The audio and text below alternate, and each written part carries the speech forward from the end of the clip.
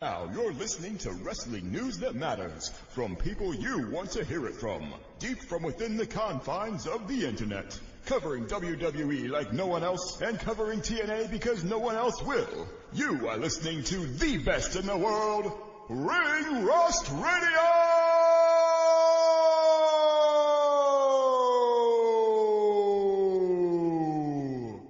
Brad Maddox.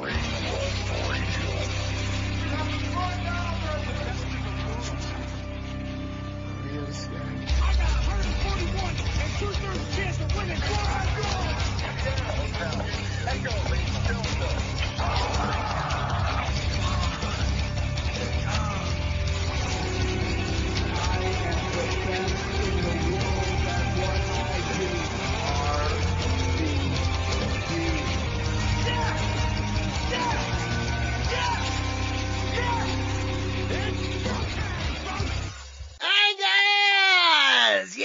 I can feel it in the fucking bottom of your soul. You've been asking for it. You've been screaming from the fucking streets. You're like, give me some more evergreen content. Yeah. And we do it. We give. We are givers, and that is what we're giving you today. You like top 10 lists, huh? You like them?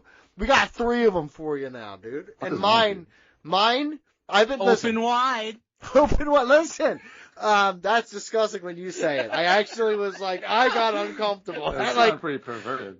Seriously, you've been waiting for that moment, dude. You're just like lurking behind. I'm like, talking about their ears to insert their headphones. To listen to this magic. I will say this: you're like the guy behind Helga. He's like just breathing heavy, like you open wide, yeah. Disgusting, and I hate it. But BJ, actually Mike, explain what we're about to do here with this episode. We are going to do a series of top 10 lists, and they're going to be focused on King of the Ring, because we have the King of the Ring tournaments, and it used to be a pay-per-view back before shit went off the rails, and really going to be focused on, the all-time King of the Ring tournaments, the winners, the matches, the moments, and we're going to do a series of top 10. We're going to start with the best King of the Ring tournament winners of all time. Now, is there a way can fans vote on the best top 10 lists? Sure they can. They can go to patreon.com/ringrustradio and vote for who they believe put together the best top 10 of all 3 of the ones that we're going to be doing. And who usually wins, BJ? You're the one who kind of keeps the data with this. Who usually comes out on top in these? Probably me. Usually the person that votes for themselves, they get the one vote that occurs and they win. It's not true. I'm almost undefeated in this. I'm 71-3. I don't think so. That doesn't seem correct. You keep voting for me. No, I don't vote for you. It's crazy how that happens. Crazy. Unless it was your hatred for Mike just has you voting for me. That's not true. You should vote for me, bud. Why do you keep saying that the show vote is me? You're Ring Rust Radio. I am Ring Rust. It's your show. I wanted you to say, yeah. It's your show. Keep saying it, baby boy. I like that shit, dude. 15 years. That's my new Great Balls of Fire, dude. Every time you text message me, it's your show. It's your show. That's every time, dude. Yeah. It's your All right, show. Mike, get us started. This guy's making me mad. You make me mad. First one's best King of the Ring winners. Does anybody want to, you got any honorable mentions, BG? I know you often Here we go. Actually, I don't. Okay. I don't. Okay. Mabel. No, some of the Mabel, Billy Gunn, Mabel is Don Morocco. Some of those are dishonorable mentions, I would say. Well, here's the thing. There's only I like so Billy many. Gunn, so I was upset that he never really got a good push. I'll say this. This is some of the easiest research because it's such a limited field. It's not money. And I barely need a chat GPT. We're all going to have different, visions of, why we went with what we did, but For sure. I think there's a lot of factors. It's were they good with the King gimmick? If they had the gimmick, what happened with them coming out of it? Did this, elevate them to the next level? How were their matches during the tournament? All that kind of shit. But with that said, my number 10 is Gunther. It's a recent one, 2024. But I think he was a great choice. Obviously, he didn't do the whole fucking King gimmick, because now what they essentially do with King of the Ring, which we actually called for many years, I'm glad they do it this way now, is you don't have to do the King gimmick. You just win it and you get a title match at SummerSlam. That's great. Mm-hmm. That's how it should be. They're doing it that way. But I think if you want to, you can get the King gimmick, because I think the right person can pull that off. Oh, yeah, absolutely. Yeah. Gunther had great matches leading up to this. Had an awesome match with Randy Orton to win King of the Ring. Went on to SummerSlam, won the title. No complaints about Gunther being King of the Ring 2024. Yeah, that was good. Did not make my list. Did not make my list either. There you go.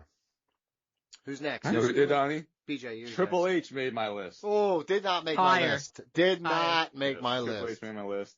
I wasn't really watching when this happened, so I was only watching back, and I appreciate like it kind of fit his snob type of gimmick, being from Greenwich, Connecticut and everything, Hunter Hearst Helmsley.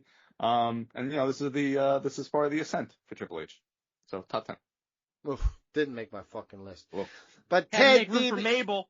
Ted DiBiase in 1988 did make my list. Love Ted DiBiase, and this was a fun wrinkle in the whole $1 Million Man gimmick. Didn't make my list. To be honest with you, like the early King of the Rings, like it was just kind of like a fucking like little gimmick like live event that they did in like the same place every year, and sometimes like they actually use the King gimmick Which were very important. Sure, like Harley but Race, usually the like guy fucking that, Macho won, Man Randy King Savage. Harley Race was one, and then like somebody would beat it for it, like Haku and like Jim Duggan did it and that kind of shit. But a $1 Million Man, like nothing that happened with that meant anything for him. So not on my list. Very stupid. My number 9 is somebody who's very synonymous with King of the Ring, but being a king, but it's not because he won King of the Ring, although he did in 1987. Randy Savage. The King gimmick we remember him for came later. That came in like 89. Him winning 87 here, like he didn't really do anything in terms of being the king with that, but because I remember so fondly Macho King, I do put him on this list at number 9. But I think a lot of people don't know that distinction. He didn't actually like become Macho King because he won the King of the Ring. That was a later time. It doesn't matter. It all is the same to me, and he's way higher. It's not the same though. He's my number 9 also. There you go. Ignorance. Smart, BG. Correct. Ignorant. You're up, Dobby. Number 9. Booker T. Absolutely significantly higher. Way too low. Absolutely. Well, there's not. Listen, it is what it is. Significantly higher. Now we know why he's only number 9. King Booker is a. Well, I love Booker T. I love him. You said he can't read. I did say I don't think he can read. That's just a personal opinion. That's just my fucking there's nothing to prove that. I just factual. How is he only number 9? That's fucking crazy. He's the most entertaining king of the ring ever. It should be way higher.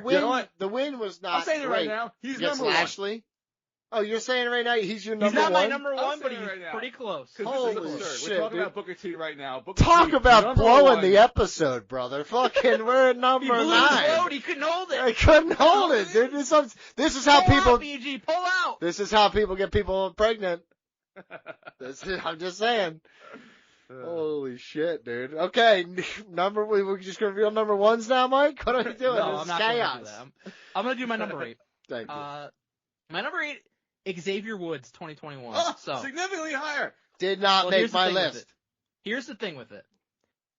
Nothing came of it. That's not really his fault, but nothing came of it. But he talked about wanting to be King of the Ring for so long. Got to do it. It was awesome when he won. I believe he beat Finn Balor to win it. And it was like, I think we wanted it to happen, but didn't know if it would. And then it did. And it was very cool. It's because he really never was given much of an opportunity as a singles guy. Yeah, bullshit. And then coming out of it, he had the crown. He was like really playing up the King gimmick. It was very fun. He feuded with Roman a little bit, had a match against him. They fucked up his crown. And that was pretty much it for King Woods. So as much as I enjoyed it, it was a very short-lived thing. He didn't get a big push coming out of it. So it caps where I had him. But it was very fun while he did have the gimmick. It was very entertaining. My number is Owen Hart. Higher. Significantly higher. Yep. We're idiot. Okay. You're an idiot. Oh. Okay. King of Hearts called, dude, dummy. Fine. Go ahead. No, go ahead. I'm doing defend it. Defend it. It's not. This happened in 1994 when you were pretending to watch. So I know you definitely didn't see it. That's the first match you ever saw. That's right. Remember that? That was SummerSlam. That was the thing. Undertaker versus Undertaker. That's right. Yeah. That's his first main event. No, that was the main event. Go ahead, Don. You're number 8. You don't have to be mad because of me, brother. It's It's okay. I'm good, man. Bret Hart, 1991. He's my number 7. I had Bret Hart, but it's actually 93, not the 91. Oopsies, we're gonna see Yeah, I something agree. It's happening a here. 93 one. What are you talking This The is not 93 the. is way more significant and better. We'll get into that Wow. Hey, Johnny guess what? sucks. Can I tell you something? I'm not gonna blow my load, but I have also have Bret Hart on here again. Okay. And it's 1993 Now you higher. do, 'cause Much you higher. said- No, 'cause you said I The got 91 didn't make my list. The 93 is on my list. very stupid. 91 was great. Idiot. You don't know anything about it. I do. It happened in okay. 1991, and Bret Hart won. There you go. My number 7, Hunter Hearst Helmsley, Did not 1997. make my list. I Should agree not. with BG that it was actually a perfect fit for his snob character. Also, he was supposed to win it the year before, then the curtain call happened, then he got Thank God. punished. It actually worked out perfectly because Stone Cold ended up winning it. Mhm. Triple H wins it the next year, and it actually did serve as a launching pad for him too. Like, he became pretty big Yep. deal not too long after this DX, and winning the IC championship, and then eventually becoming fucking one of the best guys ever because of his own hard work, When and did that's the only that reason fucking- why. When did that Um, happen? I didn't miss that part. 100% true, but Yeah. he was a great choice for King of the Ring, and I'm glad it worked out that way. Mhm. My number 7 is Bret Hart. What year? 93? 93, yeah. You making that shit up, dude. He don't know. Who did he in 1993? Who did he face in the finals? Mr. Perfect. No, he did face him in Bam that Bam? tournament, though. Yep. Yep, Bam Bam. Bam Bam Bigelow. That's still alive in somebody's Two great mind. matches. We'll get to those later. We will. Mhm. Technically 3 matches in one night, but it's fine. Yes, but I was talking about those two specifically. Oh, okay. My number 7 is Kurt Angle in 2000. Higher. BJ, your list is getting exposed right now, dude. Your shit is No, cooked, you're getting dude. exposed. You're What the fuck is this getting list, man? exposed, dude. Booker T number 9 is insane. Yeah, dude. Hey, listen, is he above Kurt Angle? He is for me. That's not right. Yeah. Go ahead. Kurt Angle in 2000 is my number 6, coincidentally. Oh. there you go. Early in his career, helped fucking launch him to the next level again. That's Mhm. something that I think matters with these Big rankings time. to me, at least. And just it kind of added to his fucking jackass character where he could just Yep. gloat that he's king of the ring. So It it showed his helped show his personality, which Yeah. helped him become a top star. yes. Absolutely. And like the Intercontinental Championship, King of the Ring should be used as a platform to elevate. hmm That's what I loved about this era, because like Triple H, Kurt Angle, these guys actually took Mabel. No. Yes. But you got Billy King of Gunn. the Ring, and then it really helped. No, Billy that's Gunn. the problem with Don these. Morocco. Where it Stars helps really again. push you towards the main event scene, and like for someone like Kurt Angle, who, I mean, listen, he's my number 2. Where Why are you doing this? You are ruining the gimmick, dude. no, This it's is fun. not how this is working.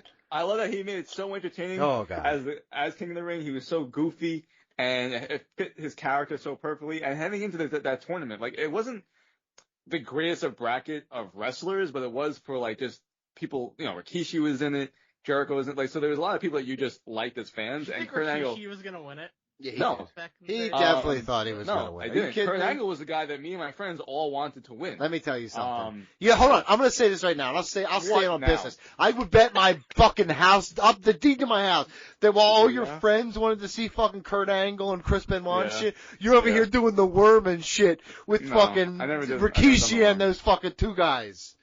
Too cool. Two guys. Those Those are the guys. guys, dude. Those 2 guys. I know it is. I know the truth, dude. You like Too Alright. Cool, I thought. What are you talking about? I mean, they're fine, but like They're BJ fun. dressed like them and shit, dude. Nah, He had the probably Rue not. hat and shit, I puffy didn't have that jackets. hat. You probably had that hat. All you do is project everything that you did onto me. I never once wore a Rue hat. Unless I was a my child and my mother put me in one unknowingly. Yeah. Boo boo. I definitely had FUBU pants, but I choose to dude, wear them, but that's I did why not I know do the it. meaning. They were hand-me-downs, dude. Cultural appropriation down the Right. road. I got them from a white-ass cousin, too, so they didn't even come from a black dude. They're coming from a rich white cousin. So that makes it definitely worse, dude. Chinese people made it for black people, and I'm a white guy with them on. The wires got crossed in the 90s, man. No wonder you got beat up so much. Okay, number 7, BJ. No, my number 6 Oh, is okay. Baron Corbin. Oof. Did not Did not come to my list. close to my list. King- Thank you. King If I had Corbin. to look at all the Kings of the Rings, he might have been last. No, Corbin. King Corbin was What fun. a gimmick, man. Yeah, that's my thing. It led to broken I gimmick. hated that It gimmick. led to broken Corbin, which was great too. No, that was way back, before 'cause- Broken Corbin. Right, it led to Sad Corbin. Yeah. No, It's that all was way part of it. before. I don't know. I can't In my corroborate that. mind, it's all part Double of it. check that math. I can't corroborate He that. was the king, and then he got dethroned, and then he's Sad Corbin. 4. Number 6. I think he made a series of bad investments. That's how he became poor. Yeah, that's like yeah. Big Show? Like how Yeah, was like it? Big Show. that strip mall? or whatever. Investing in a strip mall? Yeah. Idiot. It's very funny. That we all remember these weird fucking stories that WWE would never talk about again, but we're like, we can't forget them. My number 6. Say the small dick. My number 6 is heading back all the way to the fine year of 2002, where Brock Lesnar wins King of the Ring. I have it one A little higher. bit higher. Stop revealing your fucking That's list. what we do. Oh my God, No, dude. a little bit higher or significantly higher is fine. Saying Saying he's my number X is not fine. BJ, is he your number 5? Yeah, I just said it. I know, that's what I'm saying. He told me, dude.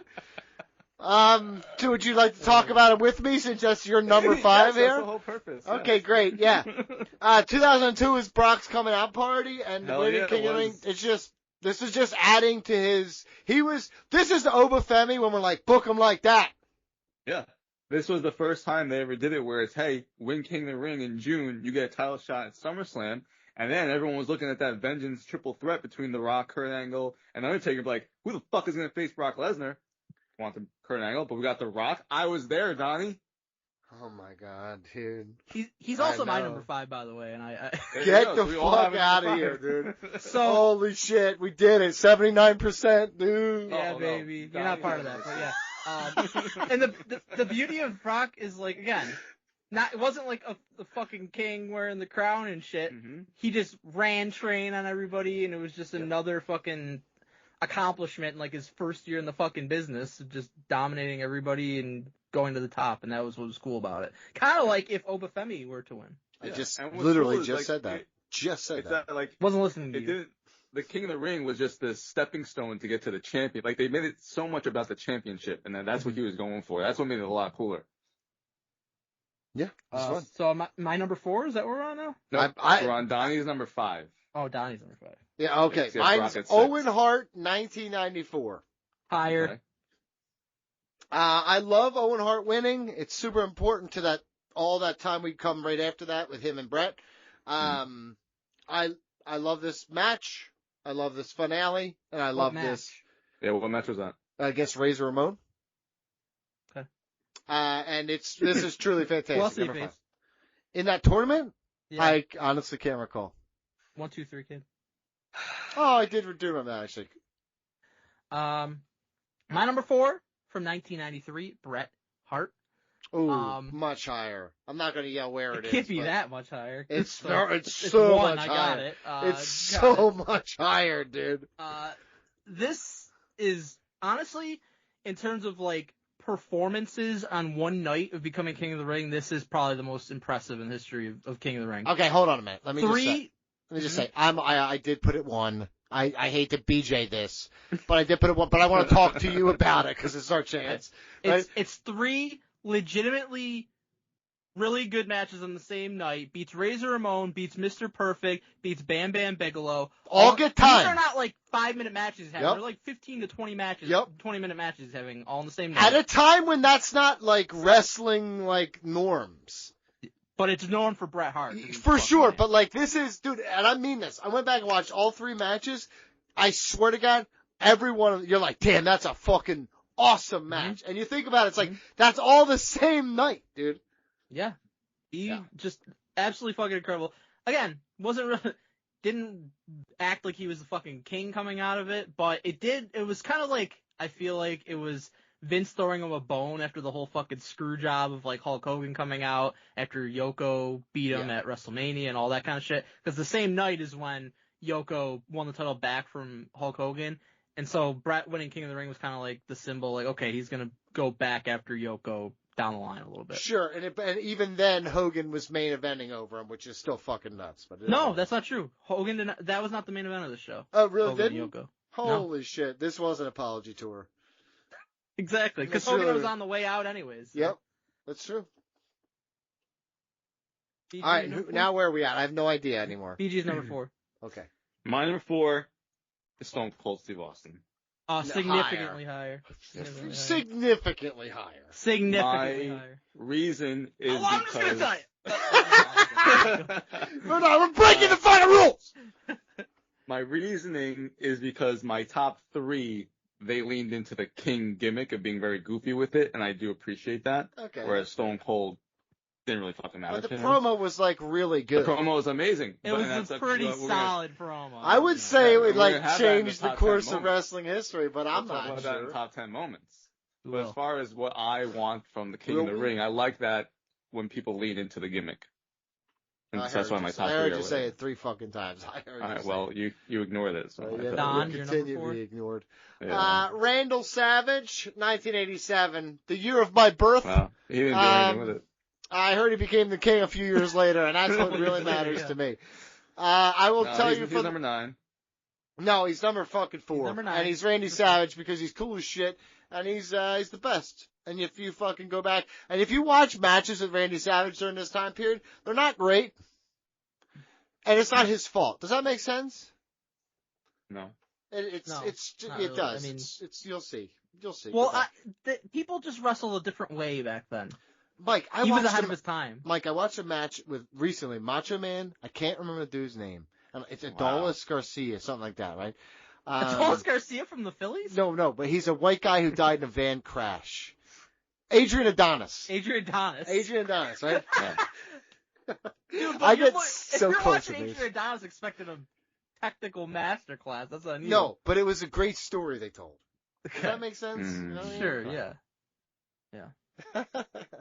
I love Adrian Adonis, by the way. He's very underrated. From Buffalo, New York. yeah, and that's why he's dead. I think it's because he was in a crash, as you mentioned. Number 3 from 2006, King Booker. I had it quite a bit lower.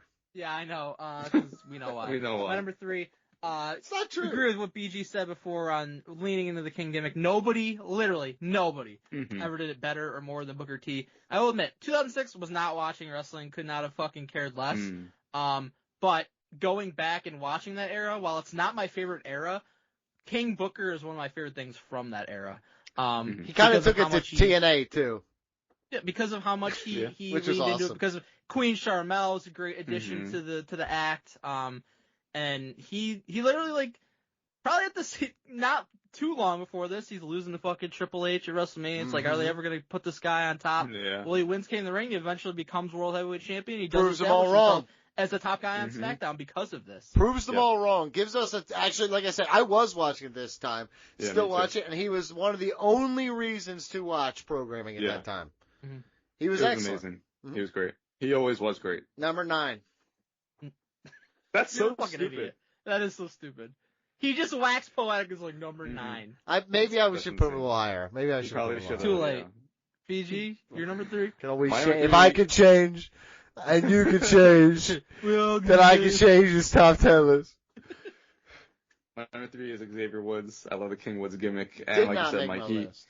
that's stupid because I appreciate Number that 8. He made my He can't- moments. he campaigned for it for so long, Yeah. and I appreciate that he got it. And he was someone that yes, he had tag team run, which a lot of times he didn't really get a lot of the run. He Yeah, was but the just kinda tournament like sucked the and nothing manager. came of it. But he finally got to have a moment, and I love that he was able to Yeah, get that a moment moment. because that's bullshit because he's a great wrestler. He's one of the best on the mic. Sure. He was super entertaining and over Didn't with the see crowd, either one of and he those things deserved during that more. run either. He does okay, but he was entertaining as fuck as King. I'm just saying, bud. I'm just saying. You're just trying to justify not having him on your list, which I is mean, stupid. He's I on my still- list, and the reason he's not higher is not really his fault. It's just that Yeah. nothing was really It's capitalized. 100%, dude. Yeah. It was nothing. And So, my number number 3, you could argue is the greatest King, greater than King Booker. And it's King Harley Race. 1986. If you know anything about Harley Race, you know the King gimmick was like, this was almost like a jab, they believe, at the whole NWA and all that stuff for him jumping shit, but he made it work, and he was great. So I don't want to hear a damn thing about it. Did not make my list. Although Did he not would, make my list. he, I didn't make an honorable mention, but he would have been like just off of it. Okay, great. Thank you so much. No problem. Number 2 from 1994, Owen Hart. Guys, he's the fucking king of hearts. How perfect is that, Owen Hart? This was just part of that, one of the greatest storylines in the history of pro wrestling, in my opinion. Him and Brett, their feud throughout 1994. This is just a huge part of it. Like, him trying to prove like he's as good as Brett. He beats him at WrestleMania 10. He wins King of the Ring. It just was so perfect for what his character was. Unfortunately, never parlayed into a world title win. This is something I always get mad about looking back. Like, when Bob Backlund beats Brett for it, and he loses it to Diesel like 5 days later or whatever on a house show, you could have still done that and just made it be Owen. Like, Oh, and give 100%, Owen- dude. like And the- it would have been like Mankind. You don't have to hold it for a long time. That's now what it's about for him. If they would have done that and you would have got a world title out of it, I probably would have him at number 1, but I still have him at number 2 because of how great he was with King of Hearts gimmick. Yep. All fair statements. Also, I loved the fucking gear he wore at King of the Ring 94. For whatever reason, it's like etched in my mind. It's the all pink singlet. It was a cool look. Yep. Real men wear pink. Hell yeah. Stupid people say. Wow. BG, you're number 2? My number 2. I think you yelled it before. It's Kurt Angle. That's unbelievable. You're top fucking 3. I wonder what his number 1 is. I hate him. I hate Spoken this to guy. you, if you don't remember. Oh my god, dude. You could have just faked it. Someone might have just ignored it or not heard it. No, that's stupid though. Lean into the gimmicks. My number 2 is Steve Austin, 1996. Yeah, a little bit higher. Yeah. He yelled about you thumping your Bible. And he said some really cool shit while the Talk matches. about your Psalms. Talk about John 3:16. Austin 3:16 says, I just whooped your ass. Honestly, and watching them carry away the shell of Jake the Snake. It was really truly the passing of a generational torch in that moment. Because they were like 3 people were like carrying Jake the Snake out. And he's like standing with Michael P.S. Hayes' dumb shit haircut. And he's fucking lording over him talking his shit, man. It was like smoky in there. The vision, it's such a fucking awesome moment.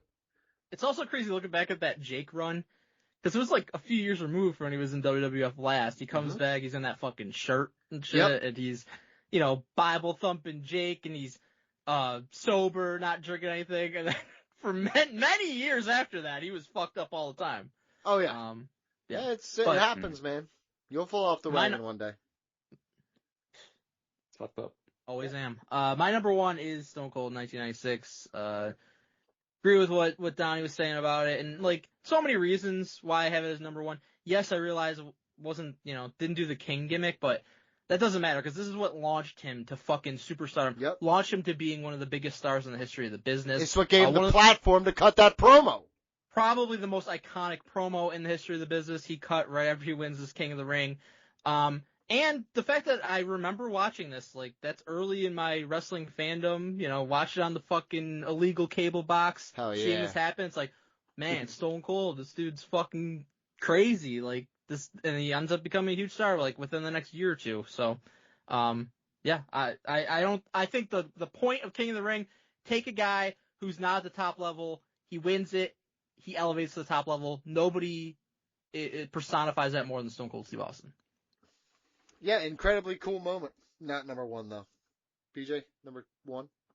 It's King Booker. Still. And why? Oh, what a surprise. Why we spoke about it? What do you mean? I don't know. I just giving you any platform to fucking do something here. You're just so disappointing to me. My number 1 is Bret Hart, 1993. Again, 3 matches in one night. And so, listen, when you see some of these, when I went through and saw some of the brackets, I noticed there was quite a few buys here. There's like 5-minute matches. Bret earned that shit. Yeah. So when I went back. And again, not only were they not 5-minute matches, they were like 15-minute matches against other like fucking top guys that we love. Yeah, I was gonna say certainly guys we love, certainly guys who at the time were viewed as top guys with Bam Bam and shit like that. But like that's showing for. I also think that match is super underrated for Bam Bam because he was Yeah. awesome in that match. He truly he's working as a heel, but he's like doing fucking moves, and he's just this was ahead of its time. All of this was ahead. Him versus Mr. Perfect was incredible. Yes, this one, and him winning. Yeah, this one. I want to like this one. 993 Bret Hart. This one. This one. That was good. That was my top. So BJ, where does someone go to vote for our top 10 winners of King of the Ring ever? Patreon.com/ringrusradio. Please leave a comment. Yeah, please leave a comment. That's a good point. Please. We have okay. What's the second top 10 list we're doing now? The best King of the Ring pay-per-view matches of all time. It's Any gonna- match that happened on a King of the Ring pay-per-view is eligible here. I didn't mind doing this 3-list procedure because I was watching the matches anyway. Like There you I go. was like, because I was like the final between Razor Ramon in '94 and Owen Hart. Like I was like, I haven't seen that in a long time. Let me watch it again. And I was like, love it. I'm here. You know what I mean? Razor Ramon during that I know what you run in the early '90s was on fire in WWF. What you know how you talk about what a fucking Adonis of a man that Drew McIntyre is these days? Oh, that's him. You're right That about was that. Razor then. I'll tell you what. I remember one time we were doing a retro, and he was a diamond stud at the time, right? Mhm. And he came out and like he had to have been on the gas so hard, brother. He looked like a monster with like little Dude, I tiny know. legs and shit, and there's a whole upper body. It was like, oh, dude, it was crazy. Actually, you know what? I'll take it back. He You know was who's- one of those like people that you don't think of being as fucking massive as he was, but he was. Yep. You know whose body I'd have? Rick Rude. I'd have That's Rick a good Rude. body. I'd have That's Rick a hell of a Rude's body. If I'm going back Mhm. now over Drew's, I'd have Rick Rude's body. That's a man's man right there. I want his mustache, dude. Yeah. hmm All right, Mike, top 10 matches in King of the Ring history. Mike, number 1. I'll do number 10 actually. All right, I thought you were going to be PJ and give me your number 1 for no reason. My number 10 is from 1996. It's Mankind versus The Undertaker. On that same iconic pay-per-view where Stone Cold became King of the Ring. I feel like this is a forgotten match because of another Mankind versus Undertaker match that will be Boiler mentioned Room I'm sure, Brawl. a little bit. And also it's kind of overshadowed by Boiler Room Brawl, but Yeah. this is this was another match between them, and it's Mankind beating The Undertaker kind of technically by submission, and that's why it kind of like sticks with me because I can't imagine that ever happened before with The Undertaker in the first 6 years he was in WWF, where, you know, obviously Paul Bearer gets involved and that's part of the reason, but Mankind beats him with the Mandible Claw, and it was also a really good match. I think that was significant in like making Mankind like a legit threat. Yeah, sure, and it definitely was, but it wasn't significant enough to make my list, so that's unfortunate. Okay, for you. well, whatever. Fuck. No, this is a little bit higher on my list because Oh, of course. I watched this back and it was like, man, this is one of Undertaker's like best matches up to this point in his career. I feel like Absolutely. this is an absolutely great match. Mankind was awesome. They really did I a good love job this version of putting Mankind over. with the all Yeah. brown thing when he first comes in. Mm-hmm. Yeah, that's definitely the better version. Although, because then he starts wearing, it's whatever. The shirt is whatever. Dude. My number 10, Kurt Angle versus Chris Jericho, Oh. 2001. Wow. Okay. Did I- Okay. Did not make my list. I skipped Did not you? make my I thought you list. just said you're 10. Yeah. No, Okay, I said go I ahead. had No. it higher. You Okay, said you go had ahead. it higher. I'm sorry, Um, you're 10. I'll wait. Thanks. My number 10, Brock Lesnar versus Rob Van Dam, King of the Ring Finals from 2002. Two of my favorite wrestlers of all Higher. time. Mine's higher. I couldn't find it for a second. It's higher. Did than not this. quite make my list. Oh, that's so Um, stupid, it's- dude. it's it just was a very really- short match. It was a very It short doesn't matter. It Yeah, was but- awesome. It's just a fun. Yes, it's a short match, but it does everything you need to do for me. Really putting Brock Lesnar over, of course, is the main goal here. I thought they did an amazing job with that, especially because knowing that you're going to go Brock against The Rock at SummerSlam. So, 2002, obviously. Holy shit, dude. But yeah, it's higher. I'm not going to give you the number because I know how the gimmick works, but yeah. My number 9, I think Donnie. Well, has let it Donnie higher. talk about. Yeah, his, can I talk about number mine, 10? you fucking Oh, asshole? whatever, I don't fucking care. Kurt Angle versus Chris Jericho, 2001. So what wasn't quite 2002, so I'm not sure how BJ's going to feel about it. Oh, it's still a strong year. See, I knew it. I just Solid year. He doesn't It's a- care. He's like, it's it's an odd year. 2002, I'll tell you that. Serviceable year. year. But it's Kurt Angle doing his thing at this point, and Chris Jericho just fresh in, loving life. Fresh in. Good, yeah, 2 years, What whatever. does that mean? Not that fresh. He's doing it longer than Kurt Angle. Yeah. Well, no, they were wrestling together. Remember I that? regret that we ECW. allowed him to talk about his number 10.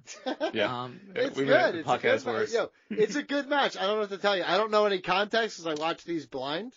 And I don't really It remember shows. this fucking thing. Yeah, it doesn't seem like you watched it. The match is very good. Blind. He watched it blind, deaf. Right. Definitely dumb. Definitely dumb. Yeah, definitely no emphasis. My number 9 from 1993, the King of the Ring final, Bret Hart versus Bam Bam Bigelow. We just talked about it. Oh, that's my number 9. Nice. Significantly awesome. higher. Significantly I higher. knew it was going to be, but awesome match. Yeah.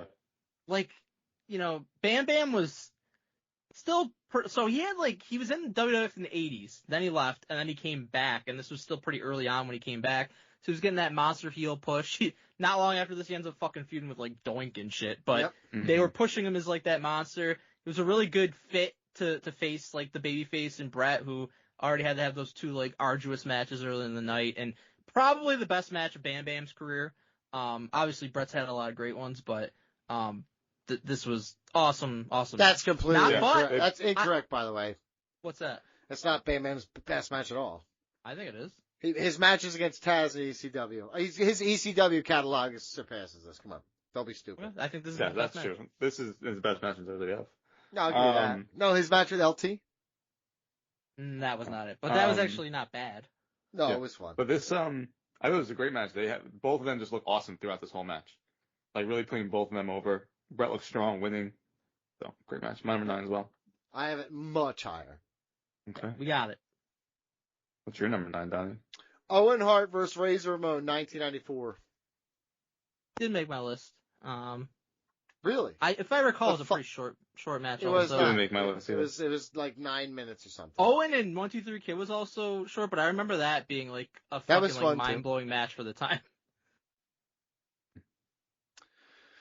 It was very good, and I hate that you don't have it on your list. That shows such a Okay. disrespect for this whole situation, but it's fine. It's not on my list either. I mean, I expect nothing less from you. Thank you.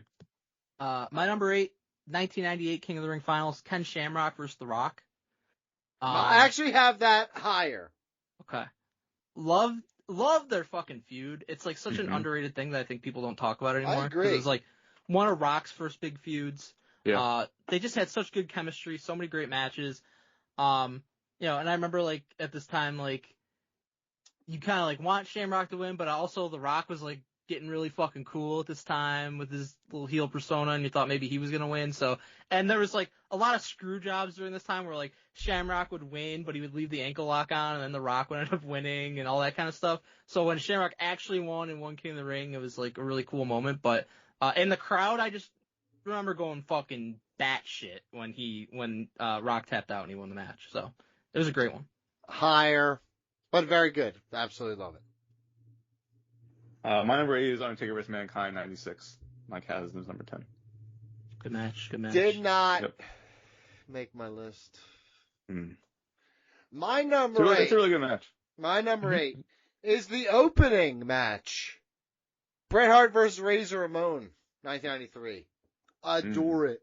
Did not make my list, but it's a very, very, very good match. Woo-hoo. You are ignorant as fuck today. That is crazy to see, Ignorant dude. fuck. You Dude, are. there's a lot of good matches that are on this list. Mm-hmm. Your hatred of the early 90s is showing, dude. Be careful. That's Be laughable. careful, Mike's era. dude. Yeah, let me tell you, laughable. yo, for someone who pretends to love VHS as much as you do, this is crazy work, dude. Laughable. Just love being it. That's a weird thing to love. I love I love VHS.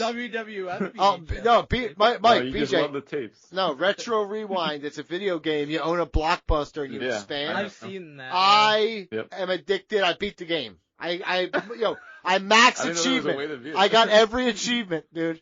Wow, you're a There's fucking also nerd. one where you own a arcade, I think. Yeah, Yep. Arcade Paradise. Arcade That game Paradise, actually sucks. Because then Oh, you does actually, it? because I've the heard it's laundromat not that aspect sucks, dude. It's so boring. Yeah, and you own a tedious. laundromat and there's like an Mhm. arcade in the back or something. Yep. Yeah. In theory, it's great, but dude, I'm telling you, try Retro Rewind, Mike. You'll you'll probably mortgage the house and lose everything. I have Because you'll be heard addicted that to it. is- But it's Is great. it I like swear to God. fucking like Roller Coaster Tycoon, but it's you're owning a video store kind of Yes, thing? and all the video titles are AI, but all the new releases are based on movies from start in '91. So it's like Home Alone comes out. There's a Star Wars, Godfather comes out, Lion King. So it's like, but they're all not named that, but They're they like are. knockoffs of Dude, that. it's very fun. The graphics are fun. It's fun. And then you get arcade machines and snacks and porno. There's a whole porno section. Nice. Dude, it's a Blockbusters game. It's fucking fun as shit. I think I played it for like 50 hours now. I'm a loser. Wow. We know. You've always been. What number am I yelling? Did you say your number 8? Bret Hart versus Razor Ramon, 1993. Okay, You're so ignorant. it's You my- don't know my number VHS. 7. You don't know VHS tapes, VHS game. Now it's your turn. Got it. We're circle. We're full circle. My number 7's from 2024. It's the final, the King of the Ring, Gunther versus Randy Orton. Oh, did I have not. a higher. Did not make my fucking list. Didn't I even thought you come loved close. That's an Gunther. Or excellent did you match. only like him when he was called Walter? Oh, I love Volter. Yes. But Okay. Gunther Well- has been not booked as well. No. Well, in 2024, it was What? booked fucking awesome. But okay. Yeah. This was a great fucking match. It's kind of old school wrestling that I like, that Donnie pretends to like. Hoss battles. Gunther working over the fucking back and shit, as you do with Randy Orton. I don't know. This was just like exactly the matchup you wanted for the finals. Gunther having to get past like the old veteran to win King of the Ring, go on to win the championship, and very well done this match. BJ? I have a higher. My number 7, Stone Oh, Cold. wait, hold versus on. Kane. You said you had it higher. You don't want to fucking spout off with the mouth and tell me exactly where? Nah, I mean, you cry about it, so I won't do that. Because it's my- not how we do things. It's fine. I did it before. My number 7, Stone Cold versus Kane, 98. That's the first blood match. Yeah, a bit higher. Did not Yeah. make my fucking list. Kane winning the championship. It was shocking. It was shocking, and it's very upsetting that he lost it the next day. But can I be honest with you? Yeah. Because I was Stone Cold, Mark. So, like, I was, like, kind of sad that Kane won, and then the next night, they're having, like, that fucking, like, ceremony in the ring with the red carpet in there, and, like, the belts and the case and everything, and Stone Cold just shows up in fucking Wreck Shop, and I was so happy that he won it back. That was awesome. Yeah. But just, Kane over the course of his career really didn't get much fanfare from Vince in his booking. He had a lot of shit booking. So I just thought it was cool that he finally won the championship. And the fact that, like, this came after the Hell in a Cell, which we'll talk about, but, like, this was just the way to close out a pay-per-view with these two matches. It was fucking awesome. Like, WWF around this time, they were fucking cooking. Mm-hmm. They were fucking cooking. God, you have. God, What's your 7, nerd? Brock Lesnar, RVD, 2002. You're right, wasn't a long match, but for Brock Lesnar, you don't need a long time to get a lot of shit in. His best matches are often the shortest of matches. So I will say to you, ignorance. I will call ignorance on you. And this is super fun. RVD fan here, and 2002, man, it really was a good year. Man. Don't sell on it. I know you 1997 guys. But I'm a I do love 2002 it. guy. 1997's a great year. Yeah, I know. Yep. What was that noise? That's what you did. What the fuck was that noise? I didn't make it like that. Yeah, you did. Go ahead. My number 6 from 2001, Stone Cold versus Chris Jericho versus Donnie's favorite, Chris Benoit. Ooh, Triple Threat. higher. What number is that? Number 6. I have it at 6. Okay. Incredible. Great fucking match. Like, this is at a time. The thing that was cool about it is, like, it's not the same old, like, Stone Cold versus The Rock or Undertaker. Mm-hmm. It's giving Jericho a shot in that spot, giving Benoit a shot in that spot. Benoit especially was brand new to being in a spot like that. Yep. But match was fucking great. I think Benoit, like, broke his neck during this match. I do believe that is true. Booker T Karma. broke Stone Cold's hand. Booker T, that's part of the reason why this is on here. Booker T makes absolutely. his debut, interferes in the match. That's why I have it higher. Oh, you have it higher? 6 is pretty good. Yeah. Good. No, Okay. I'm saying that's why I have it higher. Okay. Hell yeah. 6? How about 6? 6 is good. 6 is 6 is good. Okay. George will get that. I don't get it. My number 6. It's weird that Donnie doesn't know it because he said what was supposed to be said. Yeah. Listen to me, dude. I'm gonna go with the flow kind of guy. Let me explain Seinfeld to you really quick. Listen. I'm gonna go with the flow kind of guy. Jerry is saying to this deaf lady that he's saying 6 is good, and she just reading lips and thinks he's saying sex. Yeah. So that's the joke. Got it. 6 is good. 6 is good. 6 is good. My number 6 is not gonna be on your guys' list, but it's just I love this era of wrestling. 2000. The Rock, The Undertaker, and Kane versus McMahon-Helmsley faction, which is Triple H, Shane, and Vince. Just a chaotic, fun match. Brand the choke match. slam. Holy Yep, shit. the choke dude. slam. Undertaker gives the fucking chain to the table. It still lives in my head to this day. I just love this era. I love this storyline that they had going with the McMahon-Helmsley faction, and so it's on my list. This is just an insane fucking thing. Okay, what's the next number, Beach? My number 5. Oh, there you go. That's Mike's number 5. It's 1998. Stone Cold and Kane, First Blood. There you go. No. The Didn't make VG my had it fucking on list. before. The concept of First Blood at the time fucking blew my mind, pretty much. It is very cool. And I also remember like going to thinking like, well, Kane almost his entire fucking body Yeah. is covered, so like, it's gonna be really tough to beat him in a First Blood match. You gotta cut his one arm. But just like the shock of Kane winning, like legitimate. I did not expect that to happen because Austin like did not lose pretty much during this time period. Undertaker coming in like, well, Mankind coming back after fucking going off the cell through the cell. Insane. He came back that night to get involved in this match. Then Undertaker gets involved, tries to equalize, and ends up hitting Stone Cold with the chair, and that's how Stone Cold loses. Like, great booking of this match. Like, yeah, it was like fucking all over the place, but it was an overbooked match. It just worked because we loved everybody, bud. That time period just works. I know, I'm just saying, but like, that was the era. we That's look what they back did. on it fondly, but if that should happen right now, we'd be like, what the fuck just happened? Because they just did it with Roman Reigns and Cody Rhodes a couple years ago. Yeah. And it sucked. And it sucked. did not You're suck. the only person. that Only thinks one it guy sucks was here. saying shit sucks, and it was you. I'd say so. I was first to say it though. Yeah, because you were dumb. You're the only one to say it. I just said I was the first to say it. Next. Your number 5? My number BJ? 5 or BJ? Oh, BJ. My number 5 is Bret Hart versus Mr. Perfect from 1993. Just Even effortless higher. effortless chemistry between them. I'll let you guys wax poetic then. No, because you don't know shit about it. That's fine. And I appreciate you just it's ceding the floor to someone who knows what the fuck they're... I mean, I just watched it, so it's fine. Right, so But I'll wait. You're I'll going to wait. concede to I'll Mike wait. to speak about it? I'll wait. Yeah, Will because do. he's got good words in his lips. Thanks, man. Lips of an angel, some would say. That's not what Sounds so said that. sweet. Stop doing that. What's your I said that was the That's a first to say song I just heard for the first time, and I don't ever want to fucking hear it again. You're telling me this for the first time. it. What number is it? What am I? You're number 5. 5. Oh, this is where I had The Rock and Ken Shamrock, 1998. It's good, Wow. man. I man. genuinely listen. You know me. The Rock's fine. Never was my favorite. Rock's great.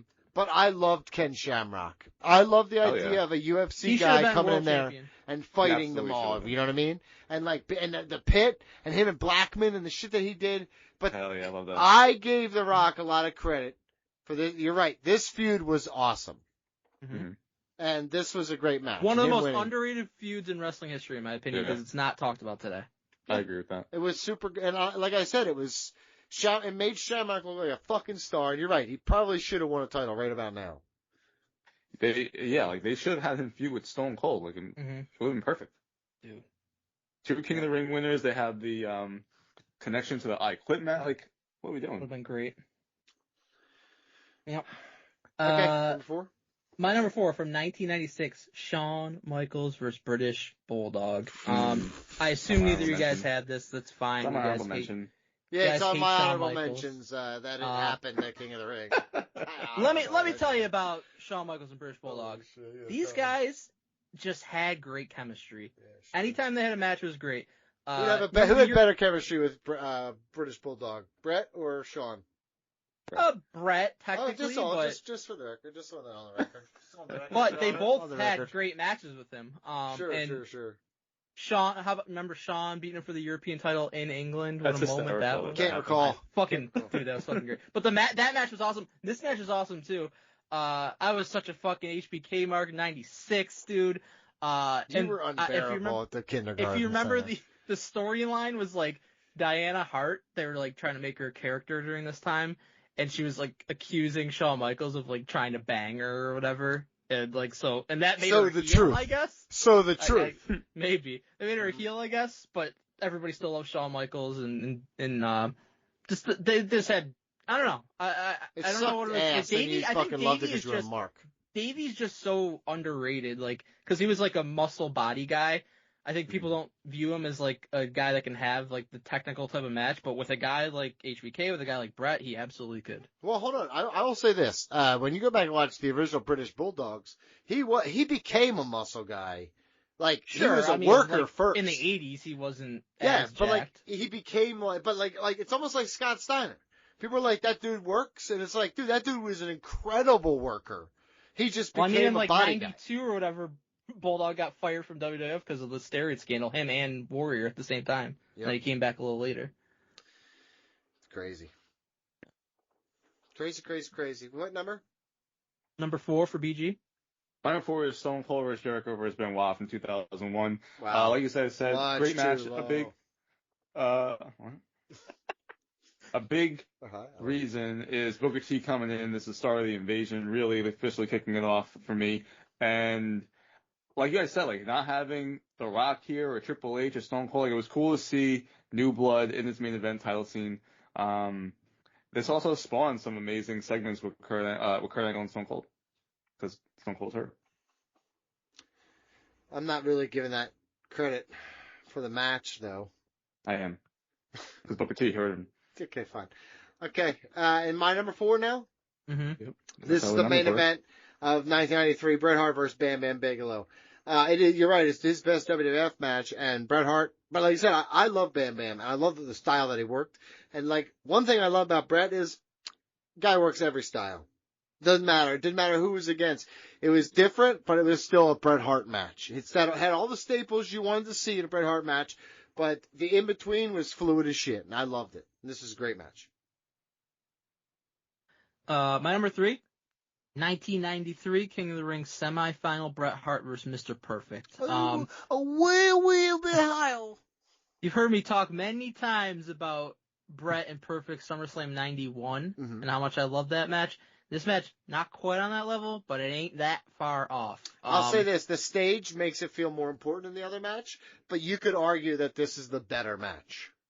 Well, I wouldn't argue that, because I think the SummerSlam match is better, but this is a great match. And, you know, Perfect had been out for a little while before this. He was injured. He came back, if you remember, like, 93 is kind of like his swan song until he goes to WCW and works, you know, 96 is Kurt Hennig, but, you know, he wasn't necessarily the same level performer he was like before the injury, but he was still great, and Bret got the absolute most out of him in this match. And I remember like the storyline of this, for whatever reason it sticks with me, like Mr. Hughes was in this tournament, like they were trying, one of the 10 times they tried to push Mr. Hughes. I remember for like Hughes, 1 month. The giant big fat black guy, right? With he looked like Big Boss Man, but he was African American. Yes. Great. Tactful, the way you said that. Yeah, I got it. I figured it out. Well, like, they were doing this thing, like, Bret was, like, saying he would rather face Mr. Perfect than Mr. Hughes, because, like, Mr. Hughes is, like, big and strong or whatever, and, like, Mr. Perfect was, like, so fucking offended by that. Yeah. And then, like, that, like, led to their match and everything, but I loved the little rivalry they had, and the match was awesome. Yeah, 100% agreed. I'll just say it now. I agree with all the things you said. Watching it back now, Mr. Perfect, criminally underrated, I believe. He's one of my top 5 wrestlers of all time. People know of him, but I don't think people know him. And you think you know me? Ooh, don't do that. Don't do that. I got this as my number 2. Oh, spoilers! He did it. This is number 2. Oh no. So that means you're missing like a really egregious one from your list, but does it? Does it? Donnie's missing a hugely egregious one from his list. Not necessarily. He still has 2 spots remaining. No, he said that's his number 2. Yeah. Right. So yeah. he I didn't say my number 3 yet. Okay, what's your 3? Kurt Angle versus Shane McMahon, 2001. Okay. We're good. Well, I didn't say my number 3 yet. Oh, okay. Would you like to? Well, he was speaking out of turn. Dude, no, I just said it was my number 2 because there's the same thing. Holy fucking Wheels fall. My number 3 is Gunther versus Randy Orton. 2024. Didn't make my fucking list. Trash. Nah, Trash made my list. So now my Donnie's number 3 It's Kurt Angle, Shane is Kurt Angle, McMahon. Shane McMahon. I have a wee bit higher. I'm gonna- higher. So what when you Do we when I have s- it, BG, do you get it at 2? I sure do. I do as well, so we can all just talk about it right now. so Yep. does that mean we all have the same number one? No, you have it. Well, yeah, I Yes, have we to do. imagine. Unless you don't. I, Unless will you're- see. I guess we'll unless you're see, huh? insane. I Yeah, guess I we'll think see. I think he doesn't. I think he didn't use it. I think he's got No. Brett perfect number 1, but No, Brett Perfect. But I'll forward the list if you care. Number 2. oh no, you said What do you you mean? No, he said Brett Perfect. yeah. one, too. Okay, so Yeah. we better all have the same number 1. Yeah, so I guess we'll have to see. Kurt Angle versus Shane McMahon. Yes. To me, this is where I actually started to love Shane McMahon. This is your quintessential Shane McMahon match that you want out of Mhm. him. But this is where I because before it's like, I didn't like him. I just, Really? You didn't like Yeah. when he fucking off SummerSlam or fucking I liked him. Backlash? Just, He was very fun. nah, Yeah. he just wasn't my shit. But him and Kurt Angle, I This was like, match, though, I gotta is respect fucking- them. This is one of the most insane matches Suplex I've through ever the seen. glass 10 times. Dude, throwing him face first through the glass because the suplex didn't fucking work. And the reason it didn't work is because they put the wrong fucking plate in. That's insane. Yeah. They made it work though. And, I mean, he goes through, like this, you didn't see Kurt Angle in this type of match before. This was him, like, going totally off the rails in this type of match. Perk And Angle, Yeah, born right this is here. early Perk Angle. This is giving you a whole different side to one of the greatest wrestlers of all time. And Yeah. yes, giving Shane a ton of fucking credit because before that, yes, he would work and he'd do these high spots, but this was him really getting just the fucking shit kicked out of him. I mean, then they go, even after getting thrown through the glass so many times, they go back in the ring and still have another match. Like, it's like a whole nother match afterwards. The fucking angle slam with the top rope. Unbelievable match. Just honestly. How can you not could- respect Shane after that? Exactly. I listen. His This- working punches are the worst I've ever seen in my life. But the guy, They fuck you up. he should have signed with AEW when he had the chance. Like, for a match in itself, this could easily be number one, but you have to put number one because of what it did for fucking wrestling, and the spots that happen are just absolutely mind-blowing. But this, as far as an actual, like, match, this is one of the greatest hardcore matches I've ever seen. I love this match so much. Speaking of number 1, I assume we all have it. Undertaker Wait, hold versus on. Did you? Mankind. What's your number 2? Did you say your I number told 2? you. He said Angle, it. Yep. Angle Shane, 2001. Okay. Yeah, same well, thing we just talked BJ, about. What was yours? That was... That was your number 2. I'm just confirming. I'm confirming. Do we want to Yeah, say it at you're- the same time? All right. 3, 2, 1. Bobby Lashley Undertaker and versus Booker T from 2006. What? What? You guys didn't have that? Holy shit, What? dude. Mankind versus Undertaker. Hell in a Cell. Mankind, Undertaker, Hell in a Cell, 1998. One of the most iconic matches Mhm. in pro wrestling history. I would argue it's the most iconic. Certainly in the conversation. No doubt. Because when you talk, whether it's the throwing I- him off the cell or throwing him through the cell, Yeah. I think I've seen this footage more than I've seen any other Yeah. footage in wrestling history.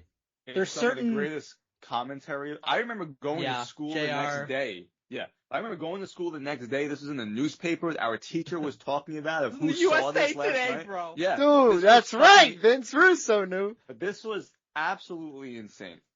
There's certain matches, certain moments that I can, see, and it takes me back to where I was in that moment, and I remember like what I was thinking and what I was going through. And this is one of those, like, never seen anything like this before. Man, throwing him off the fucking top of the cell, choke slamming him through the roof of the cell, just like absolutely insane shit that we had not seen in wrestling.